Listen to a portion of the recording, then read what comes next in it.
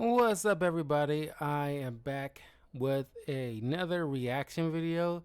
Something I've been want to uh, watch with you on the channel. Called "Woke Fatigue" by Sydney Watson.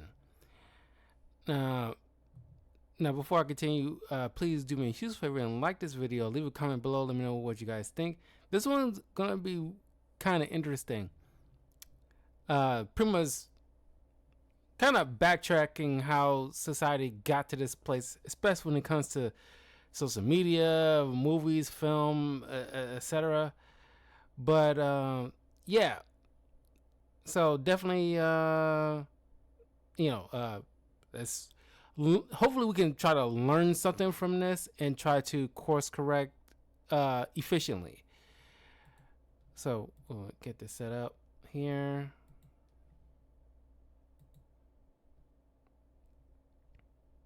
I'm tired! I'm losing my tired! I'm tired! I'm tired! I don't want to be a politician!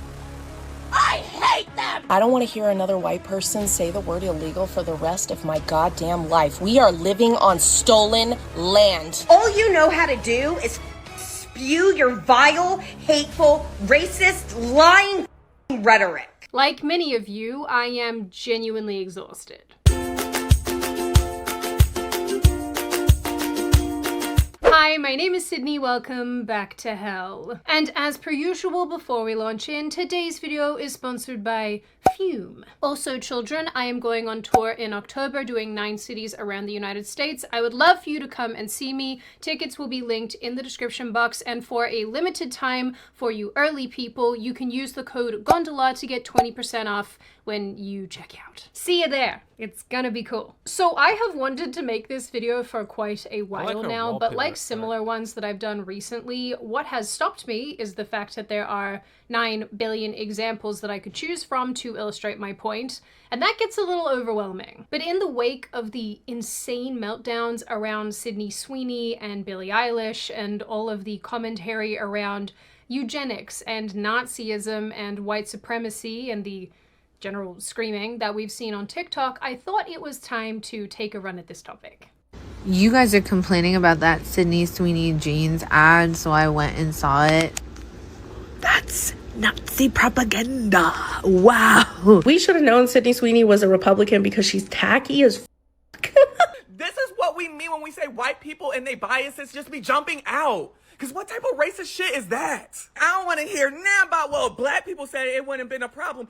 Anti-blackness has been a global issue since forever. Because at this stage, I think that all of us have a little bit of woke fatigue. As with a bunch of other social movements recently too, I think that a huge portion of people have That Billie Eilish thing, I can't believe people just losing their minds over a hot white woman doing an ad for a jeans commercial.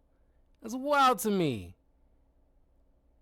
I mean, it's like sex sells, and society kind of knew this ever since the freaking 50s.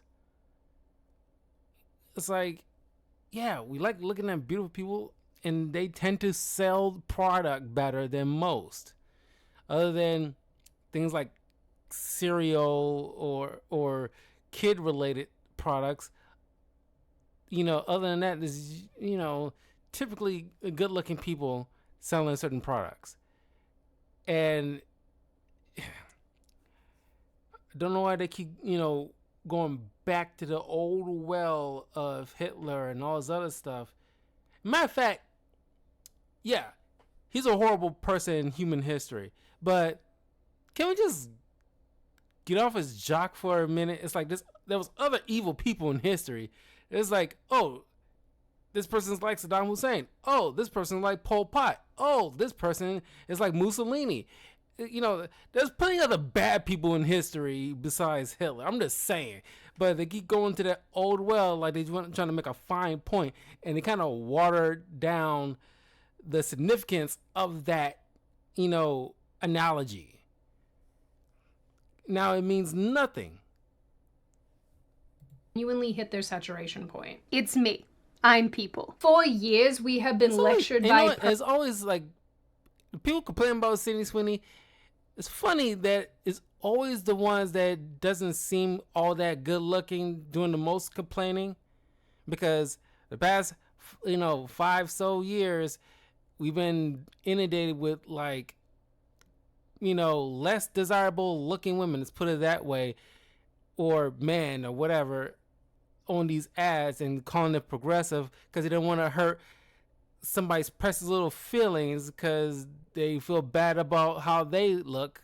So if they have people on commercials look like them, they don't have to worry about working hard to look aesthetically pleasing.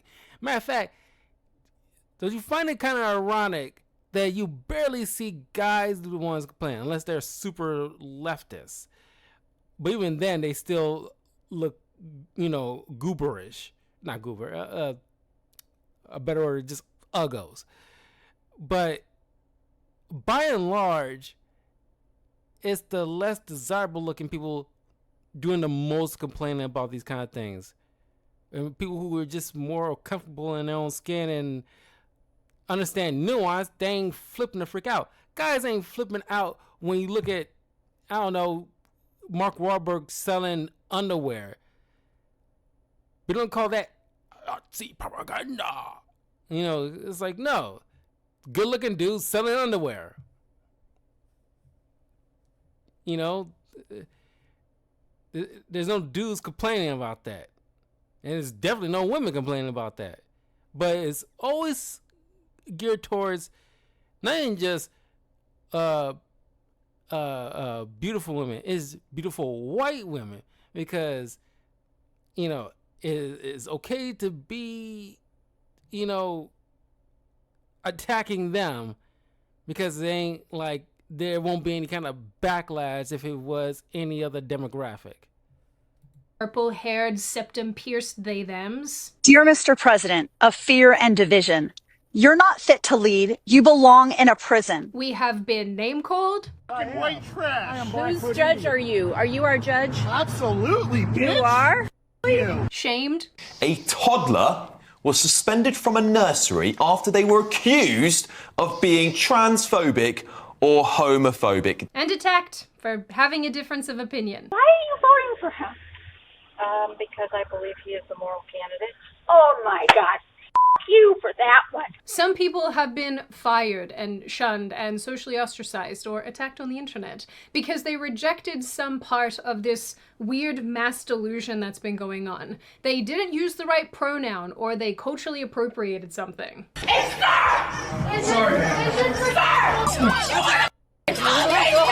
And so I think the word it's like, I recall, I forgot what podcast I was watching or video or something like that. It was like a year ago, and she mentioned how in colleges, teachers typically get either fired or get in some type of trouble with their bosses, because when they're trying to teach their students, because a lot of them are very woke liberals, because they didn't use the right pronouns, or they challenged them on certain topics that they didn't agree with emotion because they make them feel some type of way. It's kind of like, which adds to the whole woke thing, trigger warnings to like movies and TV shows, because it offended their delicate sensibilities, and like they go and tell the teachers' superiors, and now they get in trouble because they feel like offended in some type of way, and instead of telling those kids to F off. Because we need to start bringing back the term suck it up, walk it off. What we have here, these new 20-somethings, not all of them, but a fair amount of them, you can see like even some people much older, they have been coddled or enabled to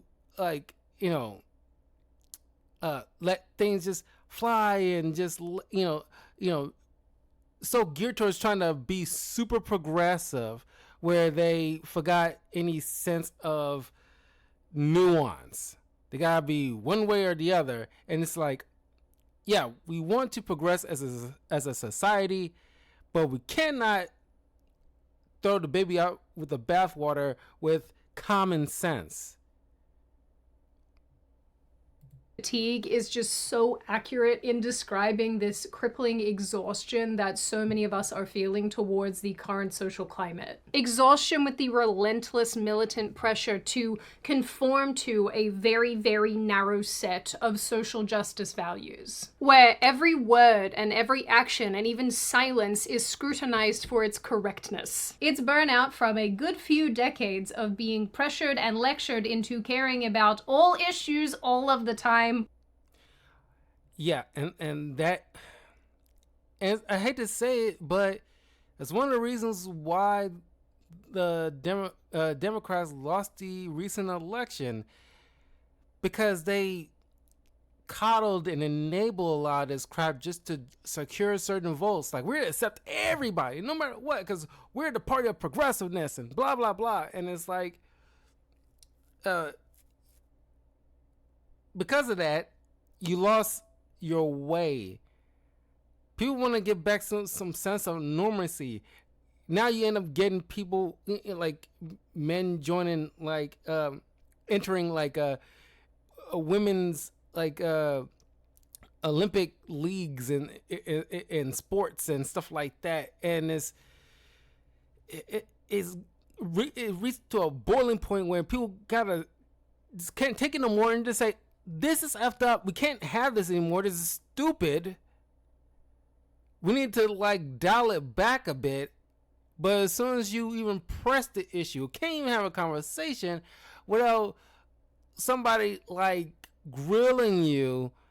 I won't say grilling, but more so get all their undies in a bunch, because, you know, they think like, oh, I challenge you, so that means that you're with oppressiveness. Like, no, we gotta sit there and like come to a common ground a bit here. No, most people don't like the idea of, you know, certain Hispanics getting sent back to, or just anybody who's not from America gets sent back to their native country. In general, no, nobody likes that. But when you look at the nuance, if they're here illegally, no matter how, you know, good they are, and I'm pretty sure a lot of them are good, but it's just like, it's the law. I mean, it's like every country, including ours, have that kind of law. But for some reason, it's our country who likes to do infighting about that. Like, I don't know about any other country. I'm pretty sure maybe a few of them have, like England probably have that, running with that same little problem as us. But Japan ain't, you know, I'm pretty sure Japan ain't having that kind of infighting about that stuff. If somebody entering their country illegally, they get booted. Same thing with China. I'm pretty sure Australia probably had that, you know, same system. Africa, just if you're entering a country illegally and you get caught, you get arrested and sent back to your native country. That is the general rule for all countries around this planet. But you get looked at a certain type of way by a certain type of people, and it's like, because they don't like the way it's being done. It's like, you could have done it nicely. There's no right way to do it. It's just doing it all at once. Everything everywhere has been hyper politicized, and for years there has been absolutely no reprieve. Until recently, where apparently we all stopped giving a crap at the exact same time and now just sit back and laugh. as these people do insane things and remove themselves from the gene pool. I realize there are a few different ways that you can interpret that last sentence, but I'm referring to the fact that they're just not having kids. But I will let you pick the interpretation that you like best. So this is what I want to talk about today. Woke fatigue, woke exhaustion, how we got here, how it was accelerated, and really just remind you all of some of the things that you have probably forgotten over the years that were absolutely, completely insane. But before we do that, obviously all of my regular disclaimers, this video is by no means exhaustive. I'm not going to get to and list everything. There's and keep in mind, like, I grew up a Democrat, mind you, but the Democrats of today ain't like the Democrats that, you know, back in the 90s and early 2000s, where they were reasonable thinking people. Even with Republicans, there was reasonable thinking people back then. But now it's just like Bill Maher. I watched a lot of Bill Maher. He can't even have like a sit down with the president while people from the left freaking out and call him some kind of traitor, like, oh, you changed. No, he just got tired of fighting with half of the freaking country. I think a lot of people are at the stage that you cannot sustainably keep fighting with the other half of the country. We got to work together and figure this thing out. We got to have some kind of agreement, because the guy is not going to be in there for, you know, forever, despite the jokes people make. He's there for 4 years, and within that 4 years, we're going to have to just deal with it. You're not like Ellen DeGeneres. You don't have the capital to just up and go to a different country because you don't like how things shipped out to you. And to be personally honest, there's some things. Now, Trump is not, completely right about everything. And yes, he's kind of an ass. But there are a few things that, yeah, I kind of agree with. Like establishing there is like 2 genders and that's it.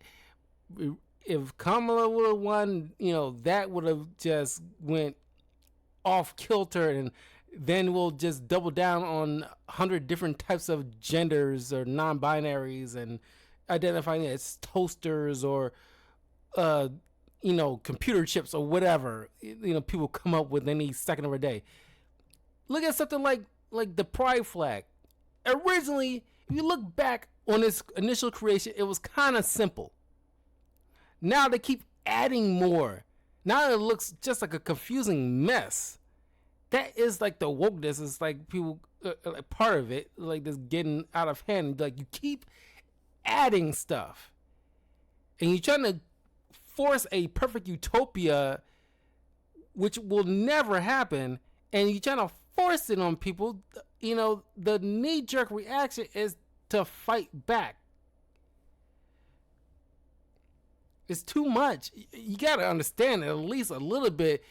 Get out your feelings and look outside of yourself. And it's like, okay, maybe it's a little much. There's certain people in the gay community even admit that, okay, we wanted the right to marry and stuff, but we didn't want all this extra eyes on us. We just want to live our lives, marry and love who we want to marry and love, and that's it. Now they want to take it to the nines with it. And they, even some of them, look like, okay, this is a little much. I think I watched a Jubilee video about that. Jubilee video a while back about, there's certain gay people who identify as Republican, bring up like, yeah, sure. Initially, I enjoyed the whole pride parade and all this stuff, but now it's kind of like taken to a very debaucherous level where initially was a little bit more respectable. I mean, honestly, look at like how the first 2 pride parades started and the last 2 recent pride parades that America had. Stark difference. Vastly stark difference. Way too much. And actually, when I was planning this video, I jumped on a call with a girlfriend of mine, and together we were just listing out and going through all the things that we could think of associated with this topic and putting those in this video. I maybe got to a third of our list. It was that long. But I've done my best to give you all of the little treasures. So, my little Hell Gondola dwellers, before you once again board my Hell Gondola, and together we revisit some stuff that we probably would rather forget, let's hear from today's sponsor, Fume. Oh, hello, I didn't see you there. It might feel like wokeness and political correctness is relatively new, but that's actually not the case at all. In the 80s and 90s, political correctness in America was sort of in its first wave. At the time, the term was a way to both describe and criticize progressive efforts to curb the use of offensive language and behavior, particularly on university campuses where, during this time, policies were being enacted to block expression of certain opinions. In 1990, the New York Times published an article titled "The Rising Hegemony of the Politically Correct," where the author wrote that on college campuses there was a breeding ground for a regimented leftist ideology that promoted intolerance, closed debate, and pressured others to conform to a radical program or risk being accused of a commonly reiterated trio of thought crimes: sexism, racism, and homophobia. It's been 30 years and nothing really has changed. Around this time, Newsweek also published something similar, with its cover image being big bold letters spelling out "Thought Police." In the same year, comedian George Carlin did a series of bits mocking PC language, soft language as he called it, like trading the word handicapped for differently abled, or the word shell shock with post-traumatic stress disorder. Americans have trouble facing the truth, so they invent a kind of a soft language to protect themselves from it. And it gets worse with every generation. For some reason, it just keeps getting worse. And of course came the war in Vietnam, which has only been over for about 16 or 17 years. And thanks to the lies and deceit surrounding that war, I guess it's no surprise that the very same condition was called post-traumatic stress disorder. Still 8 syllables, but we've added a hyphen. And the pain is completely buried under jargon. Post-traumatic stress disorder. I'll bet you if we'd have still been calling it shell shock, some of those Vietnam veterans might have gotten the attention they needed at the time. All that language policing that we've come to know and love, it was really getting started here. But at least comedy was still legal, so, you know, little wins. By the early 2000s, the term PC had become... And George Carlin is amazing. I think he is like a master. Everybody calling him a prophet because all the things that he says in a lot of his stand-up are pretty much just coming to fruition a lot. And speaking of comedians, remember how like a couple of years ago, Dave Chappelle was doing like a Netflix special. He was making some jokes. One of the jokes was having to be about trans people. And lo and behold, you know, they tried to boycott him, but Netflix, God bless him, backed him up and it's like, no, we're not canceling him. We're not, you know, dropping him or nothing like that because this is comedy. Not saying that you have to like everything a comedian says. You can just not tune in. You cannot support. But that's fine. But just to completely, and I think I blame Harvey Weinstein for this because we didn't use the term cancel until he came around. And he got brought up on charges for the crimes that he committed. But now that term been inundated with every little thing that somebody might do that upsets the significant amount of the public. Oh, he crossed this person or this demographic of people, we gotta cancel him because it's pretty much like trying to ostracize or exile a person from the general public. But now it's just gotten too much where canceling means nothing. It never meant anything. It's just that you're trying to force somebody into timeout essentially until they learn the way that you want them to learn. And it's like, no. Dave Chappelle is a comedian. Just like any other comedian, they have the right to say what they want to say. Now, that being said, I ain't saying like they can just go full on, you know, spout just racial slurs back to back to back to back to back on one set. But they, you know, are weavers of comedy and like, you know, forces you to think as they're trying to make you laugh. It's an art form.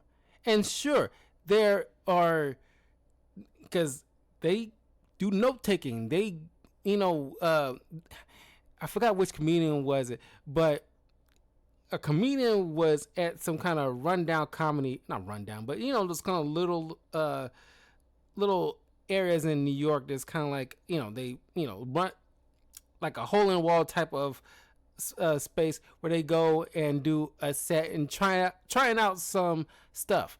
Somebody recorded, and it got this comedian in trouble. Well, not legal trouble, but, you know, pretty much trying to shame him by the society. And it's just like something, he just honing his craft. It's not something that was perfected. He was trying out stuff. Comedians have to try out certain things. And even when they feel like it's honed to a degree where they feel comfortable bringing it to a wider stage, it's not going to land with everybody. Not everything's peachy keen, because somebody got offended by some little thing, instead of just taking it on the chin.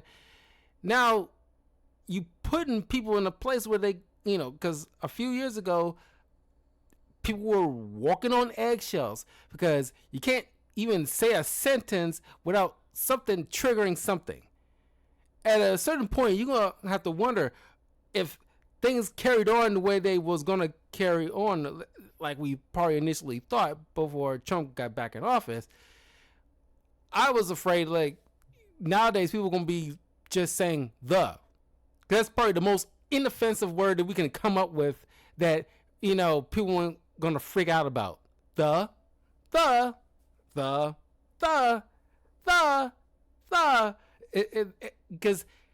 is the most neutral word in the English language. Because at this point, you know, we can't say anything without somebody getting upset, and that is the fatigue that's setting in. People want to be free to say stuff. I was going to say shit, but I should just let that fly. But people need to be able to say certain things. Now, not saying they're not free from any consequences, but like I said, there's nuance to that. You should be able to tell a joke, and it's either going to work or not. You know it's not going to work, but there's no laughs. And that is the punishment. That's where it stops. But it's just, people can't live. You can't live that way, you know? An insult. It was a pejorative, with many arguing that political correctness generally was being used to suppress free speech, but also to suppress differing opinions. Its supporters, on the other hand, said that it was a way to promote tolerance and inclusivity, and that, importantly, nobody had the right to offend without consequences. I am not making that up. That is a direct quote that I found in an article said by a progressive, that nobody has the right to offend without consequences. Chat, are we screwed? We are so screwed. I mean, with all of this in mind, you can completely see how we ended up where we are today. Suffering, and being dictated to by people who think that sex is not an immutable characteristic. Trans women can be biologically female. After the September 11 attacks, debates over political correctness intensified. Media outlets avoided terms like Islamic terrorism as not to offend Muslims. Conservatives argued that this obfuscated the issue, while progressives argued that this language fueled xenophobia. Words like illegal alien were traded for undocumented migrant. Words like spaz or spastic were deemed offensive, and calling things gay was no longer socially acceptable, much to the chagrin of all of us millennials. Universities and... I'm not gonna lie, that did kind of sting a little when you can't say things that are gay or use the word spaz. That did sting a little as a millennial, because it's kind of like, you know, certain curse words. They add a certain punch to the sentence that you're trying to convey, you know? Workplaces increasingly adopted diversity training and speech guidelines. The rise of social media platforms like MySpace and Facebook in the early 2000s began amplifying public discussions and giving activists tools to call out offensive behavior. Soon Reddit and Tumblr followed, and activist communities really started to flourish online. By the way, when I use this voice, this is my quotation voice because you can't see me doing the quotation marks. Just wanted to clear that up. I think I've said this before, but I think a lot of this largely could have been avoided if we just stopped the people on Reddit and Tumblr from ever having access to the internet. Or conversely, made them stay on their side of the internet. Done a little bit of web segregation. So by the beginning of the 2010s, two very distinct camps had emerged. Those who believed that political correctness was a moral necessity, and those who viewed it as a form of censorship and another form of social control. And then, like basically all of these movements, everything went to hell. And it was probably here that the foundation of the coming fatigue started for the majority of us. You know, considering a lot of us were children up until this point, and I distinctly remember running around the playground saying that everything was gay. You know, us Aussie kids grew up during this period of time, and we had fads that were a cigarette lolly, as you do. Actually, speaking of lollies, we used to be able to get these things called yogurt buds, which were like little buds of yogurt, and I miss them so much, and I have not been able to find them anywhere. Someone find me yogurt buds, please. By 2014, the term woke, which had been used mainly by Black Americans to refer to awareness around racial issues, had been repurposed to describe a hyper-vigilant social justice mindset.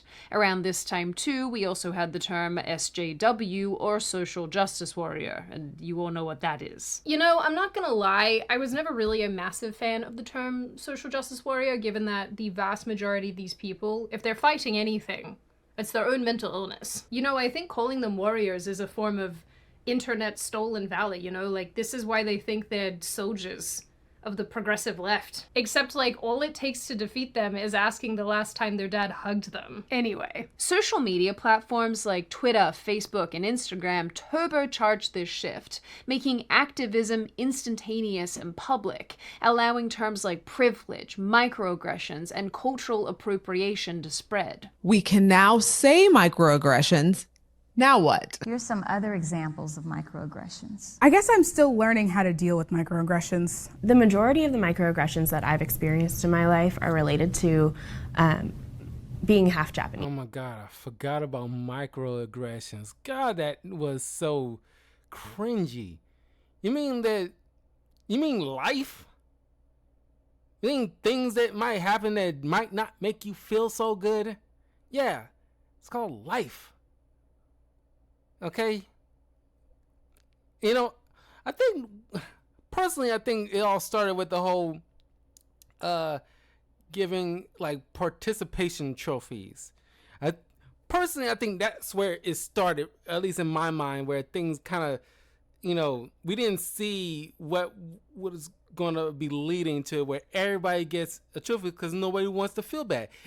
It's like those progressive moms or usually liberal white women, but either a combination of the both of them, where they obsess about making sure everything live in like this perfect synchronicity and harmony, and nobody feels bad, and everybody gets a hug, and everybody's like, nobody gets their boo-boos hurt, and it's like, oh my God. And like, you got those, you know, either absentee dads or dads that got, their wives got their balls in their purse instead of just sacking up. It's just like, no, and not all of them, but I'm just saying, instead of just, sacking up and telling them, no, my son or daughter is going out there and they're going to try and I'll be there to help them up, but I want to make sure they get through this adversity, because these little strifes in life, they might start small, but it helps them to know that, you're there, you're not abandoning them, but you want to make sure they push forward, because this will lead to another thing that it's kind of like playing a video game. When you start playing a video game, the first boss, might be a little tricky, but is relatively easy compared to what will be coming down the pipeline next.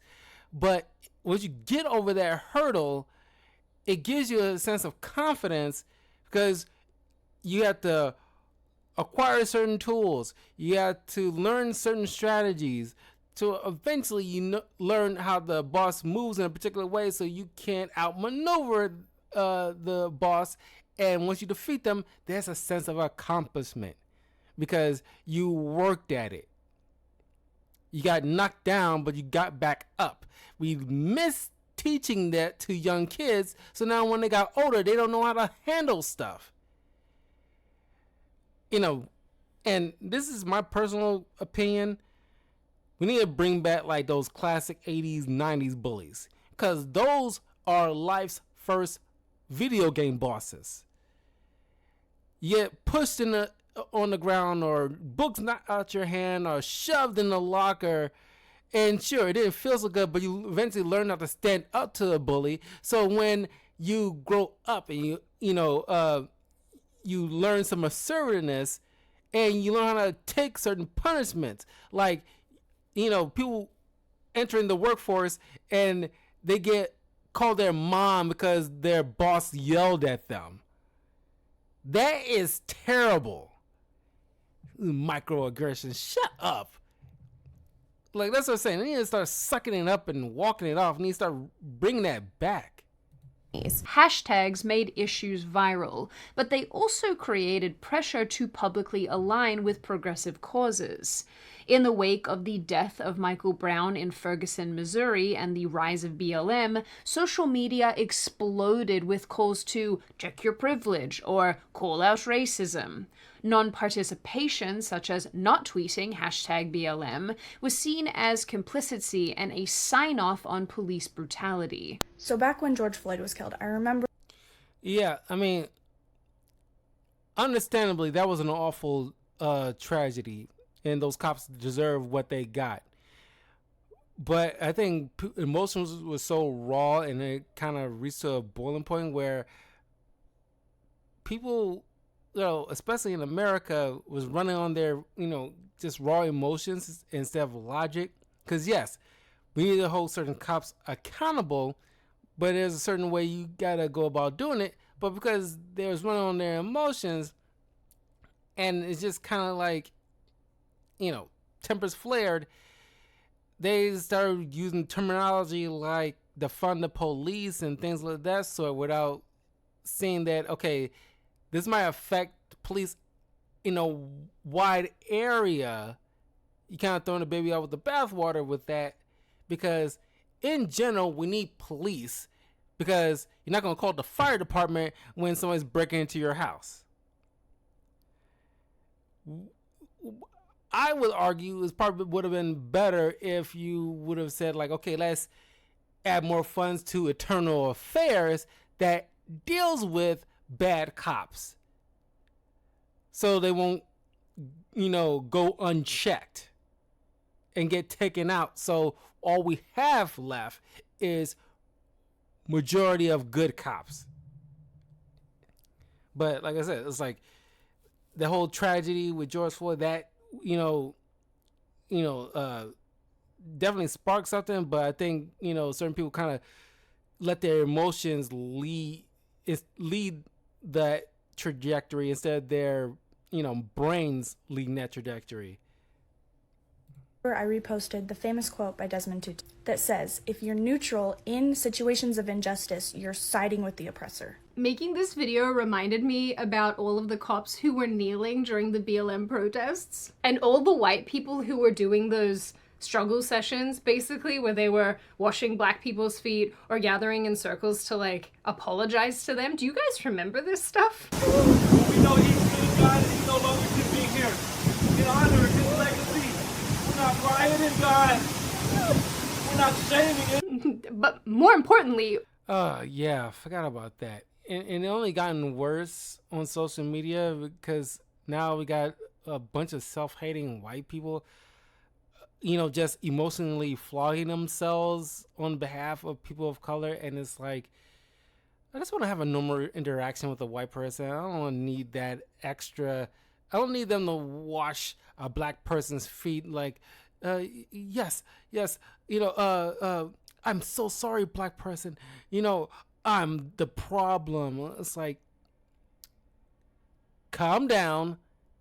We just don't be a racist idiot. That's all we ask. Just have like a personable, friendly interactions with a person that isn't the same skin tone as you. Just be a person.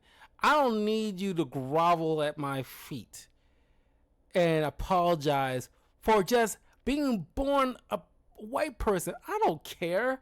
And to certain black people who might care, I think you kind of got to reevaluate some things, okay?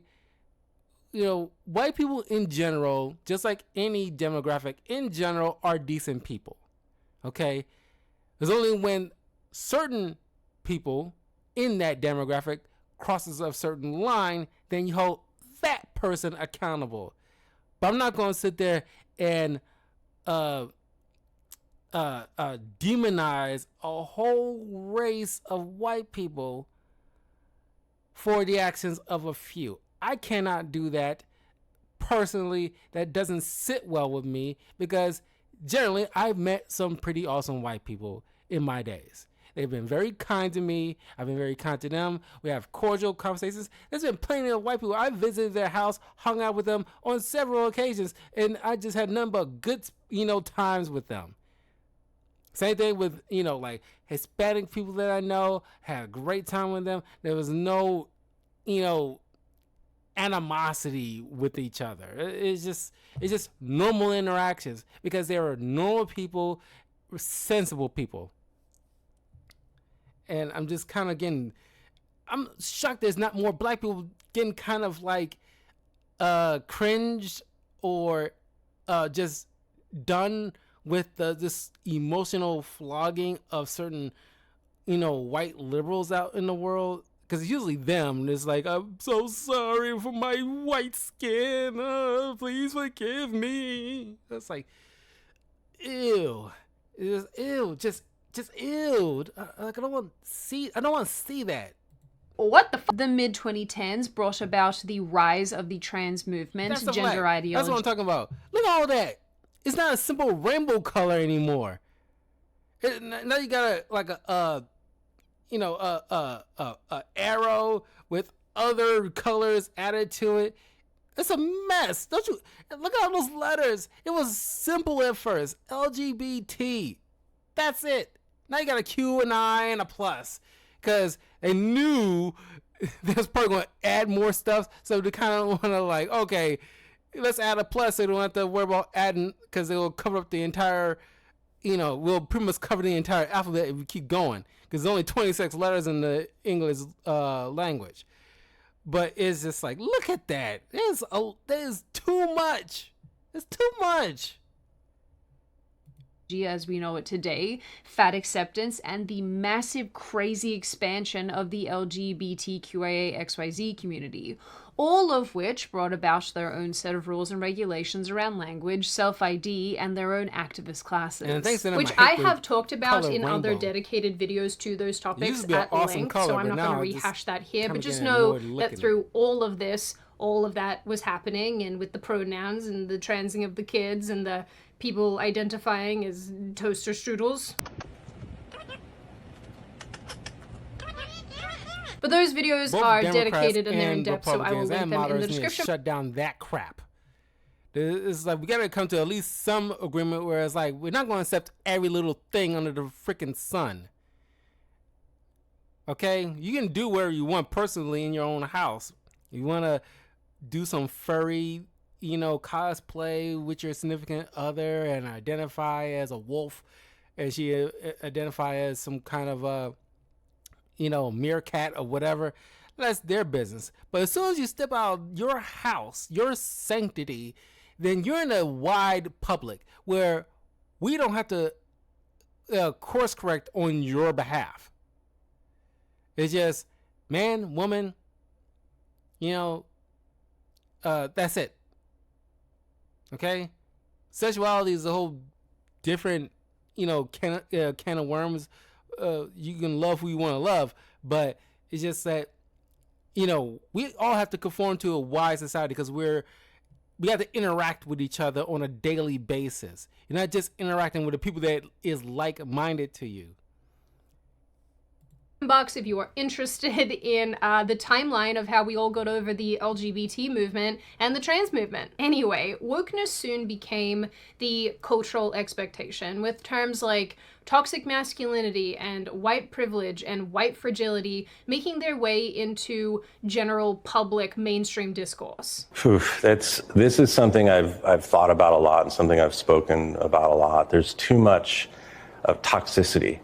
It's masculine toxicity out there. Even the term white fragility can really set a lot of people off and saying, what do you mean I'm fragile? This is offensive. And so it's almost ironic that the term is kind of self-evocative in that way. White people are racist, and not because they are evil, but because they were raised in racist systems, rewarded by racism and defended by systems built on it. You are not the exception just because you are nice. You are the product. And when the system gets challenged, fragility explodes. Here's a test for white fragility. I came across some questions for white fragility that I would like to share with you all. White fragility is a hindrance to open and honest racial conversations. Social policing was also taking place. In 2015, for example, for Halloween, Yale University emailed its students asking them to be thoughtful about the cultural implications of their costumes. When a professor responded by questioning this, both her husband was threatened by students and she was borderline asked to resign. And it wasn't long before this was happening every Halloween, with people writing entire instruction manuals on how to properly dress to avoid cultural appropriation or causing offense. Joe Henry of the League of United Latin American Citizens has some examples of what not to do. When you have costumes of people who appear to be Latino wearing sombreros, people who are dressed up to look as if they're African Americans, but they're not. That is offensive. My culture is not a costume. Bucknell University even started a campaign called My Culture Is Not Your Costume to raise awareness. Look, I agree to a certain extent. If you're painting your skin tone to be a different skin tone, that's when you cross the line. So yeah, that will be a problem. Like if you want to go dress as LeBron James for Halloween, just wear his jersey outfit and bring a basketball and wear a fake beard. People will get it. And I don't think that will constitute as a cultural appropriating. Or if you want to dress as Pancho Villa, you want to wear a sombrero and all this other stuff. You're not cultural appropriating anything as a costume. I think when you're trying to change your skin tone or, just speak in like a crazy tone of voice, that's when you kind of, start, I don't know. I think the whole voice thing can go either way depending on the circumstance. But you want to go as Bob Marley, don't paint your skin, but speaking a kind of Jamaican accent, bringing a guitar and dressing certain attire that Bob Marley wore famously back in the day, and you want to wear fake locks or actually have locks in your hair, then even if you're white, it's not really a big deal. It's one time out of the year, you get just not be you. As a matter of fact, you want to do all this whole furry stuff and all this other, extra things that you typically want to do outside of your house. Halloween is probably the biggest time you can do that. Go ham. It's supposed to cut loose and not be so quick to judge and lose your mind off of stuff. It's supposed to be a fun time out of the year where you can just celebrate wearing goofy costumes, hang out with your friends, getting drunk and getting sugar rush off of candy and just partying. Of the problematic nature of certain Halloween costumes. The idea of cultural appropriation at this point was very alive and well, with everything being policed, from hairstyles to dress styles to even music people were or were not allowed to produce. And in this whole time, this whole 11 years that I've had my hair locked up, nobody said anything about me culturally appropriating. In 11 years, that's so sus. Why didn't anybody tell me anything? I'm so glad for TikTok, because you're saying it like it is. I mean, and I've done all my own research, but everywhere it's like, why white people can't have dreadlocks. And I was like, I'm not white. I mean, I'm part white, but maybe that's why people haven't said anything, because they're like, she looks a little culturally ambiguous. I'm just gonna leave it. Like, what's an acceptable number of braids we can wear in our hair without it being cultural appropriate? 1. Like this one.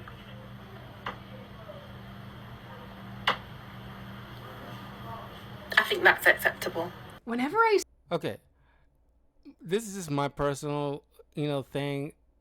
I kind of like, when white girls rock that Tomb Raider single braid. I love Tomb Raider. It's like one of my #1 female video game crushes. And there's something about that giant braided hair I really do like. It is kind of hot when I see that being rocked. But that aside, I've seen white people with locks before, especially women. Not a big deal. Now, this is just me personally. I can't speak for every black person. They feel how they want to feel. But I don't think it's good for you to hound that person for wearing a hairstyle that anybody can wear. Sure, black people might have came up with it, but by and large, you don't have a monopoly on it. Same way with any hairstyles that belong to other cultures. They invented it, but they don't have a monopoly on it because it's not a trademark look. Black people can't trademark locks. Oh, oops. Hit my keyboard. Black people cannot trademark locks. Oh, make sure I didn't. Oh. Hopefully I didn't lose you guys too far. Because I said that banging on the keyboard. Like I said, hopefully I didn't lose you guys. That's acceptable. Whenever I see these kinds of videos, I always think, well, I'm gonna braid my hair even harder now. There's also something uniquely stupid and arrogant and entitled about claiming an entire hairstyle that is present and has been present in cultures around the planet forever, basically. I mean, as long as we're talking about cultural appropriation, I had no idea that women who were, not Caucasian could have blonde, straight hair.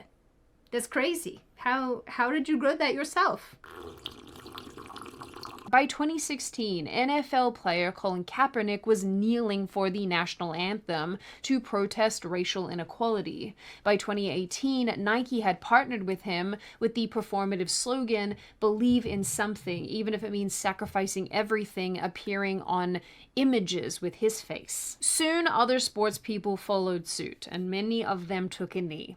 Okay, all right, guys. Eventually, the involvement of politics in sports led to teams like the Indians and the Washington Redskins changing their names to avoid being racially insensitive to Native Americans. But 2020 onwards is where things went totally haywire, and honestly, for these movements and ideologies, I think it signaled the beginning of the end. Probably a combination of being locked inside one's own house, becoming fearful of sneezing, too much time alone, too much time on the internet, and the rise of TikTok. A lot of people went a little bit cuckoo.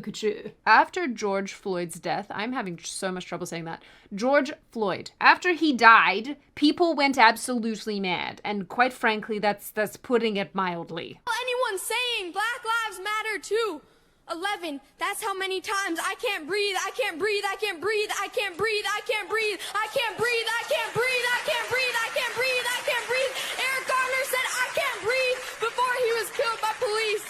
So I guess those 3 words only mean stop if you're white. I want to remind you all that politicians were crying over this guy's golden casket. I'm just, stop the world. I want to get off. This period of time gave us fiery but mostly peaceful reporting and wide-scale justification for civil unrest from politicians and other talking heads. June 2020 gave us Blackout Tuesday, when people posted black squares on Instagram to show solidarity with BLM. God, that was cringy too. It also gave us a bunch of these videos of mainly really, white girls painting black fists on their face because black square. That's all racism.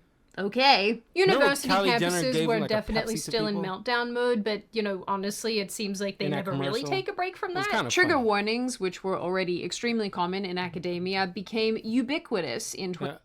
honestly, as insensitive as that commercial was, I personally got a good laugh. That's probably the first time a Kardashian actually made me laugh, legitimately, when Kylie Jenner or Kendall Jenner, one of the two, said that, in a commercial handing a police officer a Pepsi.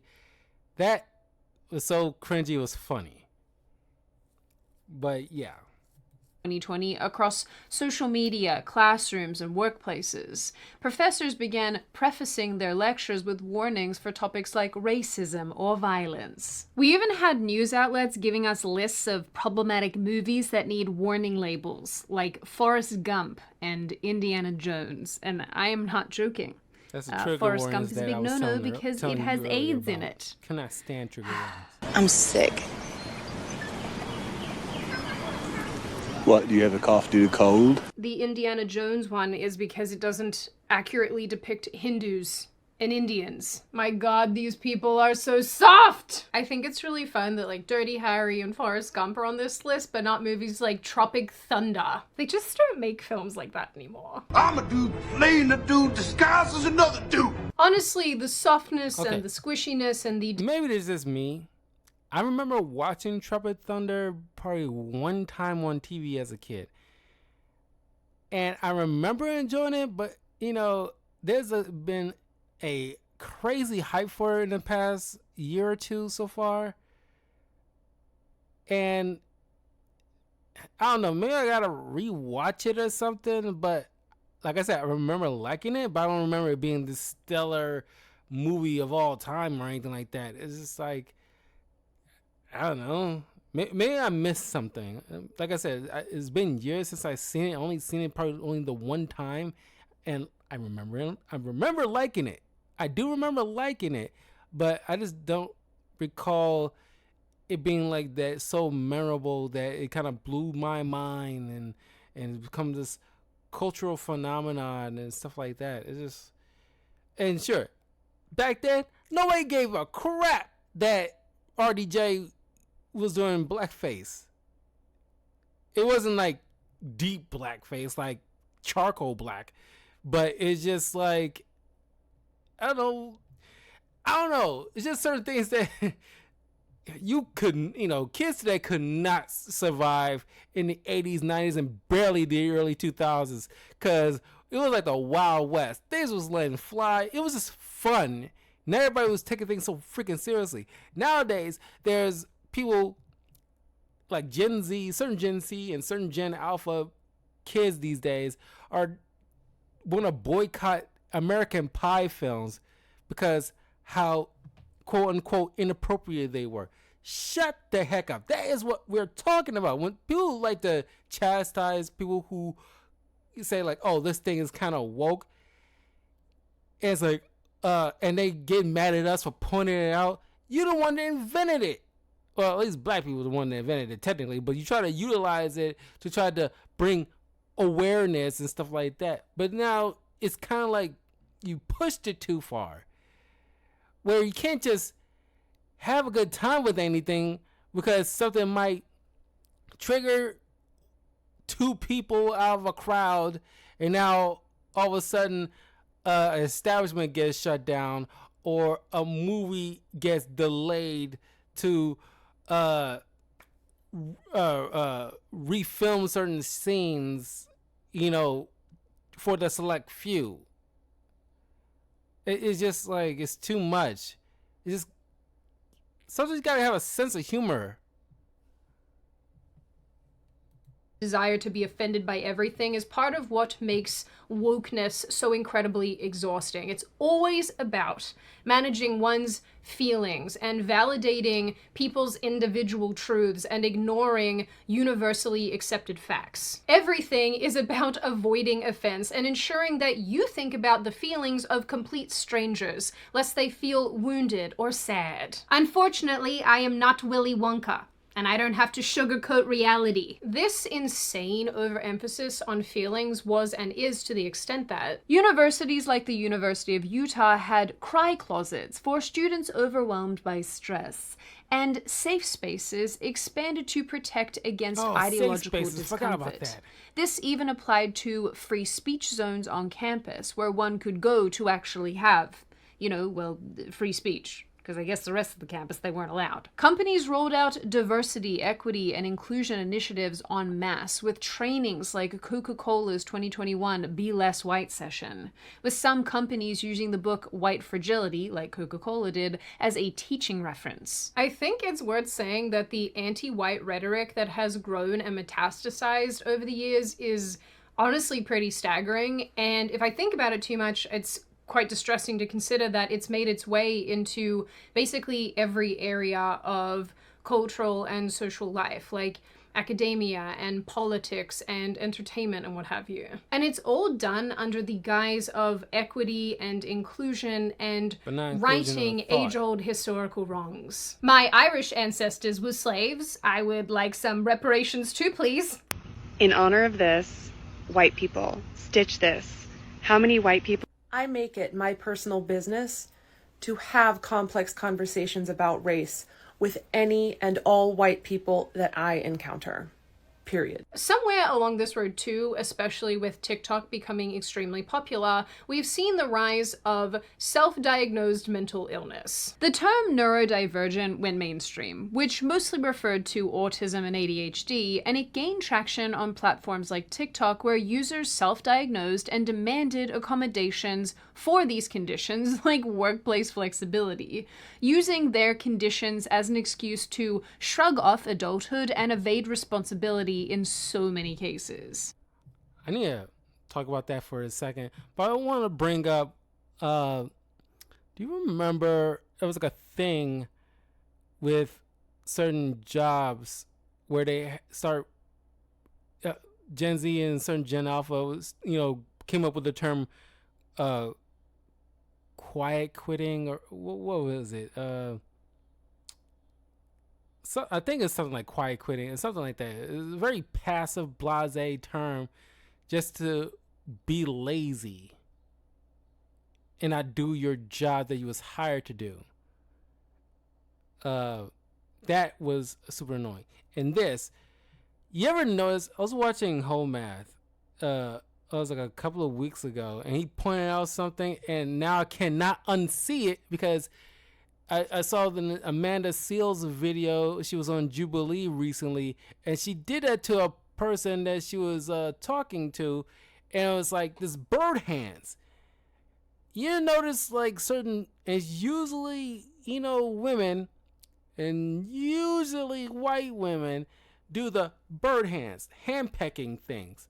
It's like, it's a very condescending thing. Like, you have to pay attention to me. You got to do this, do this, do this. Is condescending, is irritating, and it's trying to draw your eyes so she can, like, you got to focus on her, even though she might say something that's stupid as hell or just plain old wrong. But she does this hand pecking thing to draw your eyes so you can have to focus on what she is saying. And it's condescending. And if you see a woman doing something like that, nip it in the bud. Tell her to cut that crap out. People started collecting labels like they were personality points, non-binary, disabled, neurodivergent, polyamorous, and became offended if others didn't properly adhere to them. And having this perpetually offended class. And I think they only do that, try to strike a label or identify as some kind of label because they want to feel part of some kind of crowd. They don't want to feel ostracized. They want to have some kind of victimhood thing so they can, I don't know, they wear like a chic or something. Oh, identify as non-binary. No, you don't. You just want to feel like in some kind of crowd because, everybody's getting attention. It's like, like identify as polyamorous or queer or whatever like that. No, you don't. At least not seriously. You probably only do it just to, be a part of something because, you feel empty in some kind of way, shape, or form. I'm not saying it's not all people, but I think it's fair to say it's like a vast majority of those people. I doubt the vast majority of people who identify as quote unquote non-binary don't deep down really mean it, or they got compelled to be put into that category because they feel kind of wayward, don't know where to go, feel kind of lost, and they just picked a spot and just ran with it. And they hold it so near dear to them because without it, they don't feel, they got nothing to identify with. They don't got no structure or a pathway they feel like they need to follow. They walking aimlessly. They don't have something. Instead of just being comfortable with just being you, whether you identify as a he or her, just be you. And stop trying to glom onto some kind of community or identification just to be a part of something so desperately. Meant that so many things were off limits, particularly humor and comedy, which have almost really kind of fully been replaced by political activism. Late night hosts and their performances became almost entirely about dunking on Donald Trump or criticizing the right wing. Comedians were cancelled for jokes and are cancelled for jokes, like my friend Isaac Butterfield, who is in Australia, who was brought before the Australian Human Rights Commission because he offended someone who wasn't even at his show. Television shows that were once fun and edgy have been sanitized. Actors and comedians have made massive attempts to distance themselves from their past works that would be seen as offensive by today's standards. Even YouTubers like Jenna Marbles have left the internet, kind of been forced off the internet after being called out for previous jokes. Amy Poehler and one second. I think Amy Poehler and Tom Hanks, fairly recently made some kind of thing on like a podcast or something like that, talking about how they regret certain roles that they did back in the day because because with the lens of today, they didn't think it was appropriate and they feeling bad about it. It was okay back then and it's still funny today. Would you do it today? Probably not, but you stand on business. Yeah, I did X, Y, and Z in this particular role back in the mid 2000s, and I own it. I'm proud of it. Would I do it again? No, but that's my business and that's my history. That's the tapestry of my career, and I'm not gonna apologize for it because it was fine and dandy then. And it's probably still funny and still a big impact even to this day. So that I really cannot stand. This like self-aggrandizing comedians that want to feel they're personally I think they just don't want to lose any endorsements or being ostracized in Hollywood like certain actors like Zachary Levi, when he identified as like a Republican, now people came at his head for that. Or more recently, Sydney Sweeney. Just because her family identifies as Republican, now she looked at as like, less of an actress or whatever, because, she doesn't think the same way as most of Hollywood. The same, contrary to popular belief, Republicans can exist. They have differences of opinions and belief systems that is contrary to Democrats. And we work with them perfectly fine for hundreds of years. Sure, we tend to butt heads, but all in all, we tend to work together in the long run. They believe in certain things like traditionalism. It's not necessarily a bad thing, but you always, want to focus on probably like the more crazy Republicans and think that's the whole makeup of that particular side, and that's not fair. Similar, just because a blue-haired, whiny woman on a college campus isn't the entirety of the Democratic Party. And she did this because she just didn't want to hurt people. Suddenly, everything from 2020 onwards, or maybe even earlier, had to have this social justice hyper-political edge. And the irony is, only certain types of opinions were allowed to be expressed, while also simultaneously, everyone has to have an opinion about everything and express that opinion because silence is violence? Do you guys also remember those articles that argued that speech is violence? Because I do. This gave rise to hyper-exhausting political advertising with companies insisting on making a statement about everything and anything they could. Transgenderism, obesity, gender identity, racism, identity politics. And baked into all of this is the— That adds on to the fatigue. The Dylan Mulvaney Pepsi thing, or Bud Light, the Bud Light thing, and then that Jaguar thing that got so much backlash that Jaguar had to quickly restructure, because most of these products, the demographic that you're trying to sell to are men. And of course, there's going to be backlash. Jaguar, by and large, are bought by guys. Bud Light, by and large, are bought by guys.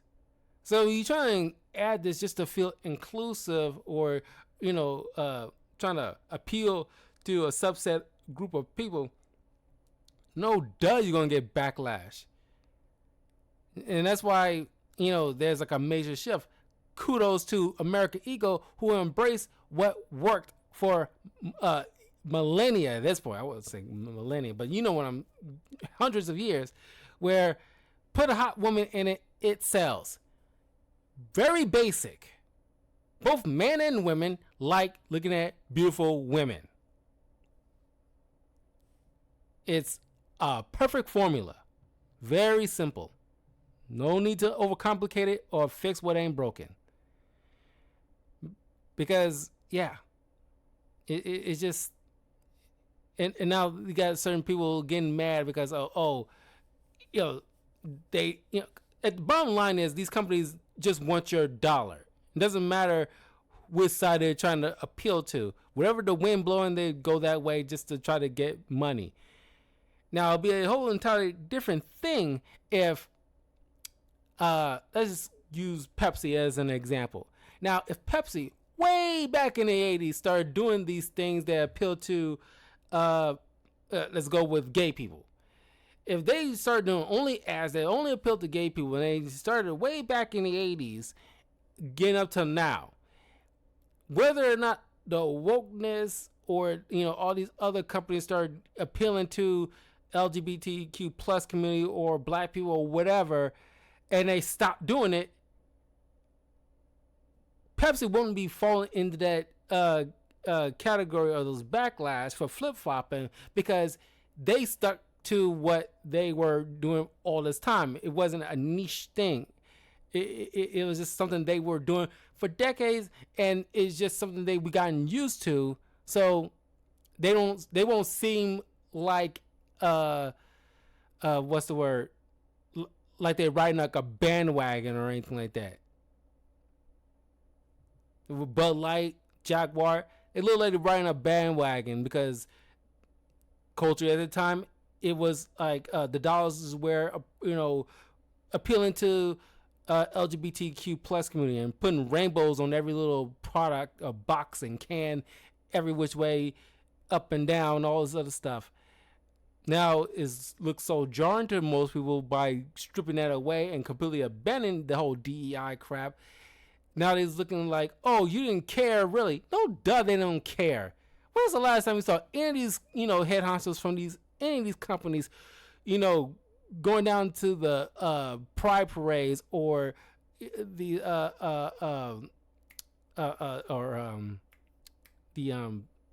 crap, putting on the Black History Month, and doing this extra stuff, non-existent, because they don't mean it. They don't mean it. But I wanted to buy American Eagle because they always put their money where their mouth is. Now, I could be wrong. I don't know their totality of their history. They might have done a few things here and there, but by and large, they know where the bread is butter. This insufferable lack of nuance. Everything to the progressive left seems to be black and white. There is no shade of gray. There is no room for nuance. Either it is or it isn't, and if it's not, you're Nazi. To these people, a statement in the affirmative means that the inverse is true. If I say that I like apples, that means that I have to hate pears. I don't actually like pears, and I do like apples, but what are... Oh, and yeah, and that brings up the whole thing with the American Eagle thing with Sydney Sweeney again. The fact that she had to say like, oh, because I was watching Piers Morgan and this black guy, Mark Lamont Hill, I think his name was, and he was challenging Piers Morgan about this stuff. And Piers Morgan's a very sensible guy, and it's like there's nothing wrong with this ad, and people on the left losing their freaking mind over it and calling Sydney Sweeney a Nazi and all this other stuff is like going too far, and it's kind of raised a lot of the people, or at least most people's irritation when they trying to glum on this label to every little thing possible that isn't deemed progressive, or they might hurt somebody's feelings. Just because Sydney Sweeney is like, hey, I got great genes, nowhere in that sentence says that this Chinese person doesn't have great genes, this Hispanic person don't have great genes. They did not say any of that stuff in that sentence whatsoever. You're just applying your own little thing in your own mind onto it and just assuming that's what they're trying to drive at. And it's just a simple, like, she has great genes. Now, you're only saying all this rhetoric because she's a white person, but you would not do that if it was any other person of color. If it was a Native American or a Hispanic person, and saying like, oh, if it was Aquafina doing those ads saying like, I got great genes, we wouldn't be having this conversation. You wouldn't be assuming that she's talking about, oh, only Asian people have great genes. No, you wouldn't even be bothered to have the conversation. You just only, some people are only saying this or raising any kind of ire because she just so happens to be a blonde white woman. And guess what? White people can be hot too. There's plenty of them. And most of us like looking at them, whether you wanted to admit it or not. You're just assuming that, like, oh, you're downplaying every other culture's genes. It's just a play on the words. That's all there is. That is the woke irritation that a lot of people have right now. You can't just do a simple ad with a hot woman anymore without people kicking up a storm. Melon's fine. And cantaloupe. And so this is basically where we are now with this wokeness explosion. Language has no meaning because every meaningful word has been watered down. Bigot, Nazi, xenophobe, homophobe, sexist, misogynist, etc. Terms applied so liberally to anyone who even slightly deviates from this extremely narrow social justice path. And every word you say now could be a potential crime. You can't say homeless, you have to say unhoused, otherwise you're being insensitive. negative. You can't say illegal alien, you have to say undocumented migrant, otherwise you're being xenophobic. You can't say crazy or moron or any other words associated with people being stupid, because that might be ableist. And you're expected to remember all of these terms, all of the new terms, all of these pronouns, lest you offend somebody. And then there's all of this woke cultural and they guilt should know tripping. this. If you are tied to Western culture, or for these people worse yet, you are a white person, you're supposed to feel shame and embarrassed for your ancestors, because it's all about decolonizing and unlearning your heritage. Everything from hiking to gardening to breathing clean air has been labeled white supremacy. We've even been told that it's not possible to be racist towards white people. They even invented this term, reverse racism. And that is dumb. White people are a race. Therefore, you can, be racist. And some might say in a joking manner, but sensible people can understand, yeah, if you're just being blatantly insulting to a white person just for the basis of them being white, you are therefore being racist. But because they're white, especially if they're white straight male, then you feel like you got carte blanche to say whatever you want to know without any kind of backlash. And if they give you any pushback, then you kind of get free reign to do whatever to them. That's not right. That is not right, okay? It's not fair to them. You know, they just living their lives. It's a shame that we have to go to bat for, white people in general just being themselves. As long as they don't sit there and cross that specifically, like specific white people don't cross that line of racism, like blatant racism, like calling somebody the N-word or something like that blatant kind of thing, then it's just a white person. Just have a normal interaction with them. Until they cross that line, you have no reason to be disrespectful to them just on the basis of the fact that they happen to be a different skin color than you. That's not something that Martin Luther King fought for. As if that's somehow its own thing. Western culture has been designated as a movement of colonization and evil and hatred. Meanwhile, every other culture is celebrated and respected. We're told that places like the United States, for example, is the worst country on the planet, and yet everybody seems to be desperate to get in and nobody ever leaves. And these corrosive political viewpoints have made their way into everything. You want to watch a movie? No, it has to be diverse, representative, and inclusive.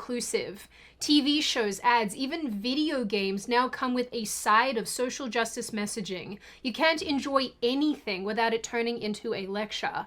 From Netflix to cereal brands. Yeah, that's why I enjoy the Naked Gun film.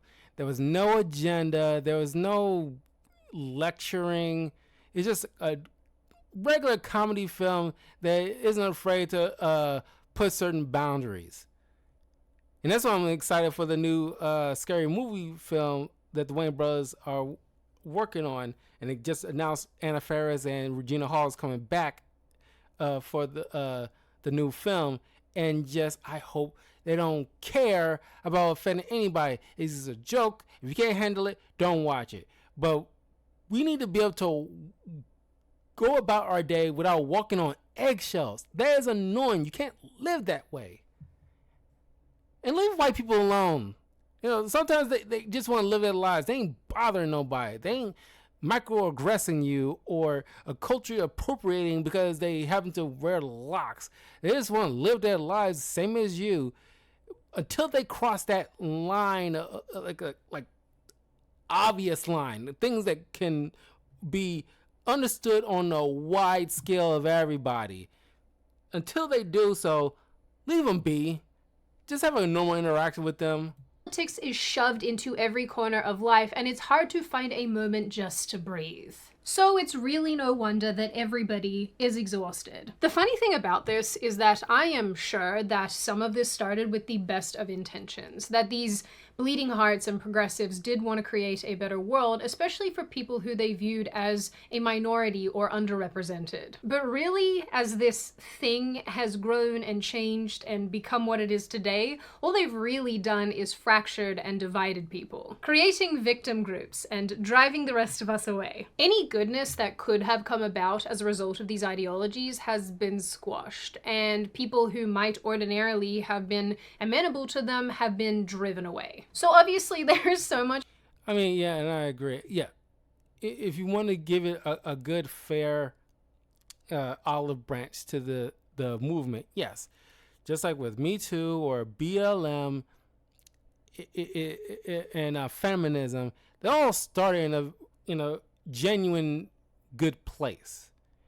But then you get bad faith actors coming into the mix and taking things too far, because they probably have chips on their shoulder, or they want to get that pound of flesh with somebody who wronged them, or just people who are in that particular demographic that the people who wronged them are, and they want to just,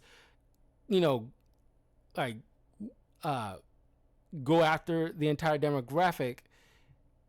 That's when you kind of lose your way. And now the movement has been corrupted and it needs to be purged altogether. Because, sure, feminism might be starting in a good place, but now you reach to a point where you got women on social media, some women on social media talking about men have to prove themselves. They're all guilty and they should all be locked up first until they prove they're not a danger to women. What sense does that make? So every guy, just because one or two guys either ghosted you or did something inappropriate to you, but now you're so triggered and so offended and so hurt that every guy is guilty by across the board. That is the problem. People who want true equality between the sexes shouldn't have let those particular women into their circles. You just immediately told them to F off.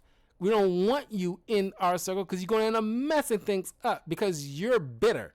You need to go to a therapist and get your mind right. So that's what happens. You let bad faith actors into these little movements, and now they tainted the entire pool. Now we got to completely purge the entire thing.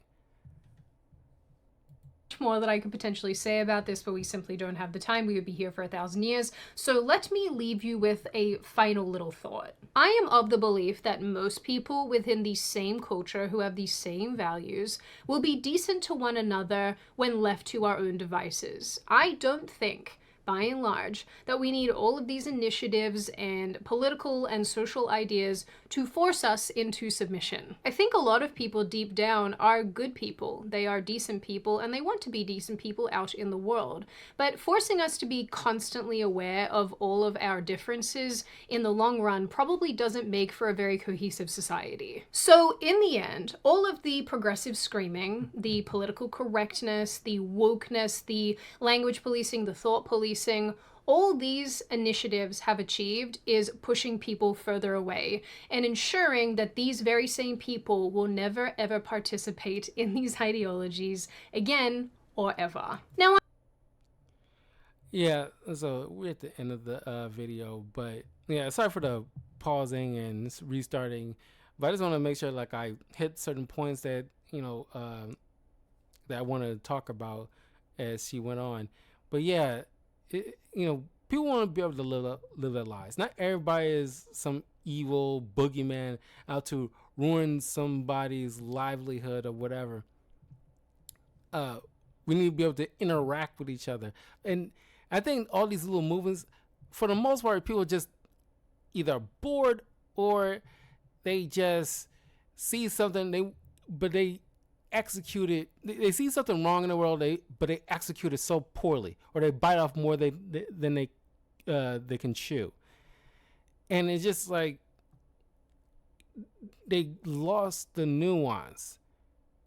Sure, you want to make sure that, you know, there's not any other situation like George Floyd ever happening again. But you got to realize that most cops are good cops. You'd be shocked how much crap they see on a daily basis.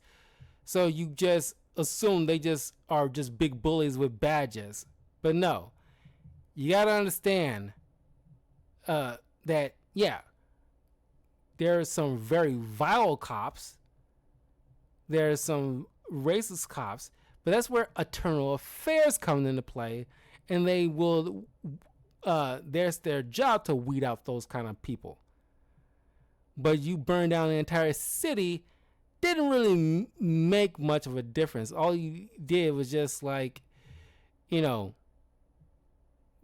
light a city on fire. It just, I'm glad that we're trying to make some kind of shift where we kind of like, okay, we took things too far. We need to get back to some sense of normalcy. And if it happened to be Trump to get to that point, it is what it is. Okay? Because if Kamala had her was in the presidency, she would not have said jack squat about any of this mess. She would have allowed every gender that people can think up on the fly. And it's like, yeah, sure, I'm with people who identify as clotheslines. Yeah, I identify with the clotheslines out in the world. Vote for me. And it's too much. It's much too much. And we just need to, like, you know, stop going from one end too far and another end too far. Just kind of some common ground. And yeah, that's just my thoughts. I mean, you can leave a, you know, comment below. Let me know what you guys think. Try to be respectful and give your honest critique. And honestly, I also make another point. Leave white people alone. Let them live their lives. Don't treat them like they're the antagonists on every little thing known to man. Stop making them pay for sins that they have no contribution to whatsoever from white people of yesteryear. Okay? You know, let them walk their dog without them, without accosting them because they like to wear a peace sign and tie-dye shirts and calling them appropriating Jamaican culture or something like that. Just let them be. They ain't bothering you. Don't bother them. But anyway, I will see you guys a little bit later as I stream some games. But, you know, it's probably gonna be a little bit late because I got some work business to handle. But I will see you guys later. Take care. Peace.